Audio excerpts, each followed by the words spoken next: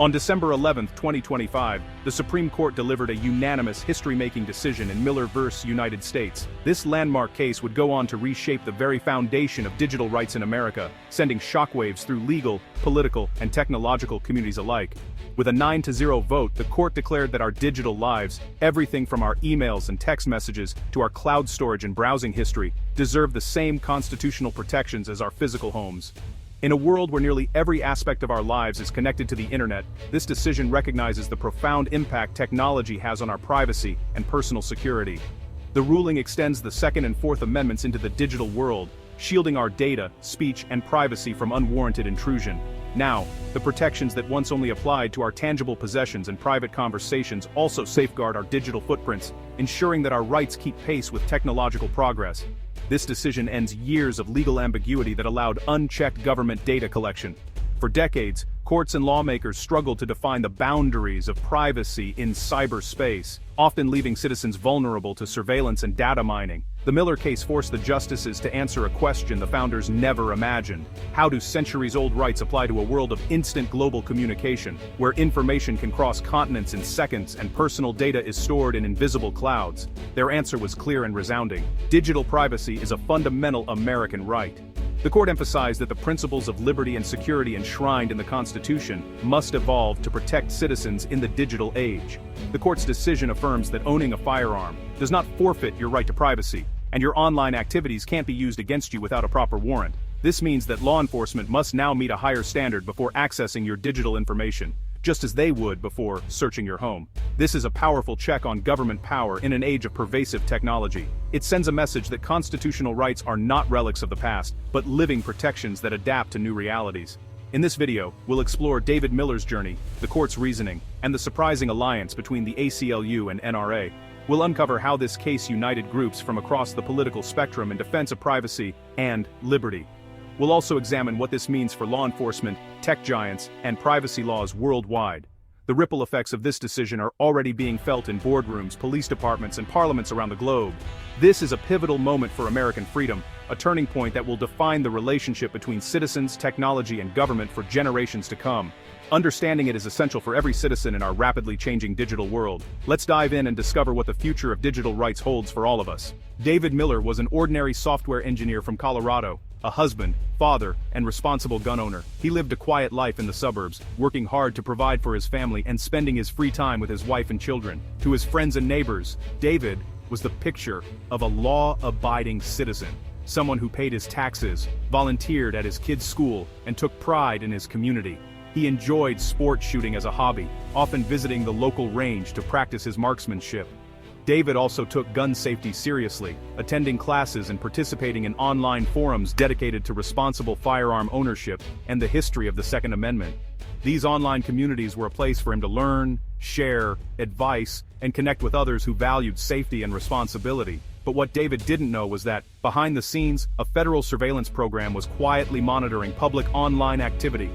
Using advanced algorithms, the government scanned vast amounts of digital data, searching for patterns and keywords that might indicate a potential threat. Without his knowledge, David's digital footprint was being analyzed and flagged. The system pieced together his legal gun purchases, his participation in online discussions, and even his search history.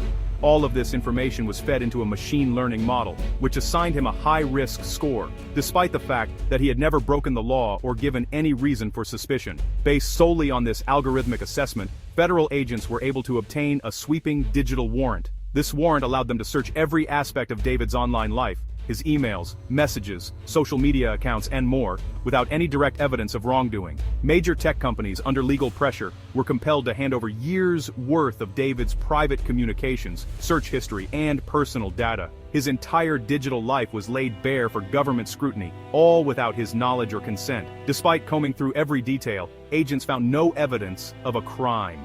Yet they used his private information to construct a profile, painting him as a potential danger based on his interests and online speech alone. This digital profile led to a second, even more invasive warrant, this time for his home.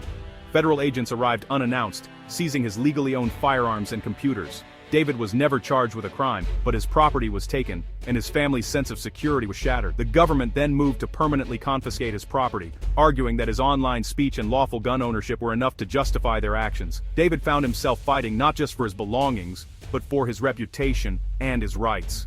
At this point, Miller decided to fight back. He argued that his Fourth Amendment rights had been violated since the government used his Second Amendment activities as the sole basis for a sweeping digital search.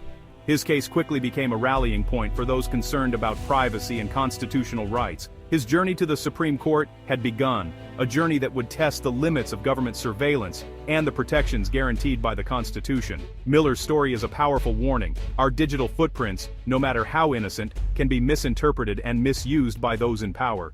Even when we've done nothing wrong, our private lives can be exposed and our rights threatened. And so, David Miller's case set the stage for a landmark legal battle, one that would forever change the conversation about privacy, technology, and American rights in the digital age. At the heart of Miller v. United States were two core rights, fundamental pillars of American liberty. The first was the Second Amendment's right to bear arms, a protection deeply rooted in the nation's history and identity, symbolizing the freedom and security of individuals. The second was the Fourth Amendment's safeguard against unreasonable searches and seizures, a shield designed to protect citizens from intrusive government overreach into their private lives. In this case, the government argued that Miller's online posts and legal gun purchases were made in public forums or through regulated channels, so he had no reasonable expectation of privacy regarding this information. They claimed that by sharing and purchasing openly, Miller had essentially waived his privacy rights. Authorities insisted that digital surveillance was a minimal, necessary intrusion, an essential tool in the fight to prevent gun violence and maintain public safety in an increasingly digital world. But Miller's legal team, supported by civil liberties groups, countered that using one constitutional right to erode another set a dangerous precedent. They warned that such logic could unravel the very fabric of constitutional protections. Americans, they argued, shouldn't have to choose between exercising their right to own firearms and their right to privacy in their own homes and digital lives. Both rights, they said, must be preserved together. The government's digital mosaic theory, which pieces together vast amounts of data to create detailed profiles, was, in their view, a recipe for a surveillance state, one that targets people for their interests or associations, not for any actual evidence of wrongdoing. The central question before the court was profound: can the government use the legal exercise of one constitutional right as the main reason to justify a massive invasion of privacy? Or does this cross a line that the founders never intended? If the answer is yes, critics asked, what's next? Monitoring everyone who attends a protest, reads a controversial book, or simply expresses an unpopular opinion online? Where does the surveillance end? The court now faced a pivotal decision. Are digital data, emails, search histories, private messages, and more truly protected papers and effects under the Fourth Amendment, or are they fair game for government scrutiny? Their answer would not only resolve Miller's case, but also shape the future of privacy and constitutional rights for every American in the digital age. Seta tamay didobnan. Tamprari dopor, ditsasidai drogator desenan, and by der Bindbristan. For binder bakinader by generations to come. The Supreme Court ruled 9-0 for David Miller, establishing a powerful new precedent for digital privacy. The court declared that lawful exercise of Second Amendment rights cannot justify broad, warrantless digital searches. The digital mosaic theory was rejected as a threat to a free society. The justices affirmed that constitutional rights are interlocking, exercising one cannot suspend another. Digital papers and effects, emails, search histories, cloud data, are protected as strongly as physical ones.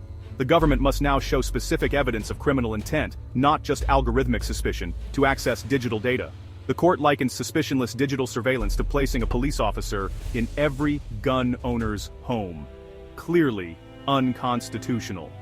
The new Miller test requires independent, credible evidence before a digital search. This ruling is a landmark victory. Our digital lives are not an open book for government surveillance. It reaffirms that we are innocent until proven guilty, and our legal activities are not probable cause. The digital age now has a constitutional shield. The Miller decision is a victory for every American who uses the internet. Your online activities, websites, purchases, conversations can't be used to make you a suspect without real evidence. The ruling builds a new fortress of privacy around your digital life. Gun owners no longer have to fear that legal purchases and discussions will land them on a watch list. But the impact goes far beyond the Second Amendment. Now, all constitutionally protected activities, activism, religion, journalism, gain a critical layer of digital protection. The court rejected the idea that sharing information online means giving up privacy. Our digital spaces are our new homes and public squares, and we can expect privacy there.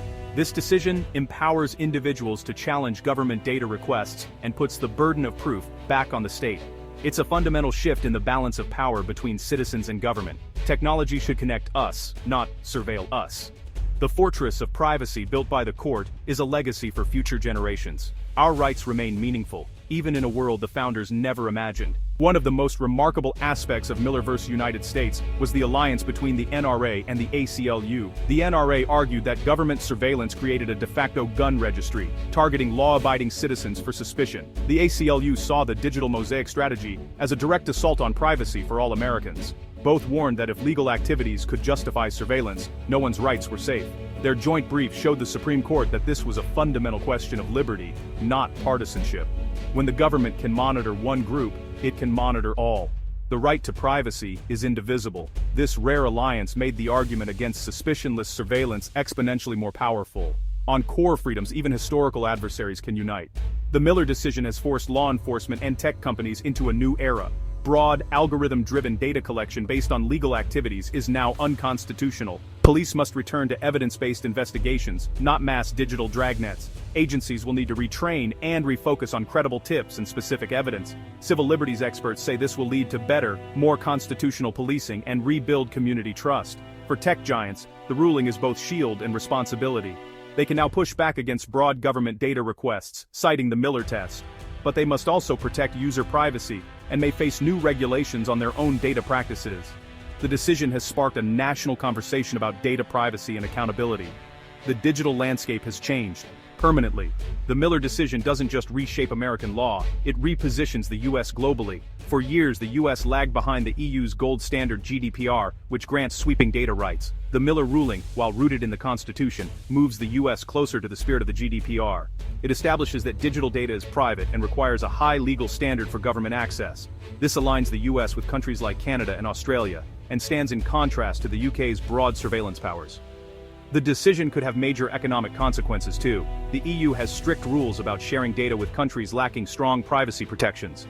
The Miller ruling gives the US a powerful new argument for robust privacy, paving the way for better transatlantic data agreements. America is now a leader not just in technology, but in digital human rights. The world is watching and following. The Supreme Court's unanimous decision in Miller v. United States is a new beginning, not the end. Rights are only as strong as our will to defend them. This ruling is a call to action. Stay informed, share this story, and know your rights. Support organizations that fight for liberty in the courts.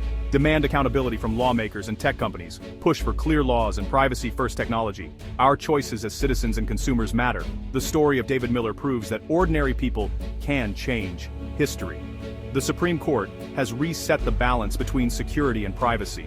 Now, it's up to us to build on this foundation and ensure the digital world remains a place of liberty and justice for all. Stay vigilant.